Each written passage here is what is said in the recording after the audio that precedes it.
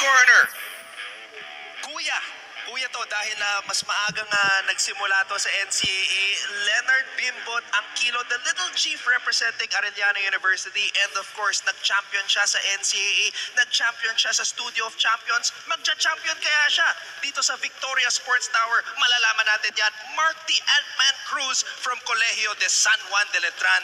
Ito yung inabang ko, Marts, and I can't wait to get this started. Showing us that height is not a hindrance para maglaro ng basket. Perform very well on a basketball court. Itong dalawang to proving their doubters wrong. Ito na, Leonard Anguilo and Mark Cruz, number 2 versus number 3. Fastest time will go to the championship round, the finals, and will have the opportunity to compete for the championship in just a little bit. At iba ang sitwasyon dito, Marts, hindi na time-based. Karera to. Kung sino ang una makatapos ng ating course, siya po ang mag-advance sa finals.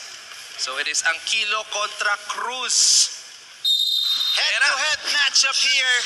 Mark Cruz with a fast start, bounce pass. Mark Cruz getting that one to drop. Pareho sila. Pasok. Uy, si Mark kanina patawa-tawa pa. Ngayon hindi na ngumingiti. Itong si Mark Cruz. Iba talaga ang isang locked-in Mark Cruz. Mark Cruz in his final stop. Stop and pop. Si Leonard nahihirapan pa rin dito sa ating passing drill.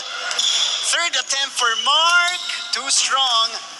At di pa rin naipasok ni Leonard. Ayun, tumawa na si Mark. Tumawa na si Mark Cruz. Di niya may pasok yung tres eh. Oo. Pero si Bimbot, di pa rin. Uy, tumalbog na. Tumalbog na sa basket. Mark Cruz aabante sa finals.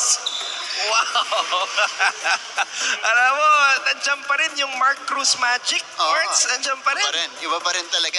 You know, it's very tough to go up against a locked-in, serious Mark Cruz. Official time po ni Mark ay 37.93 seconds. Very interesting turn of events yung nangyari dun sa ating head-to-head, Anton, because Leonard actually struggled in the passing. Ito, he did very well dun sa kanyang first try nito nung eliminations natin, pero dito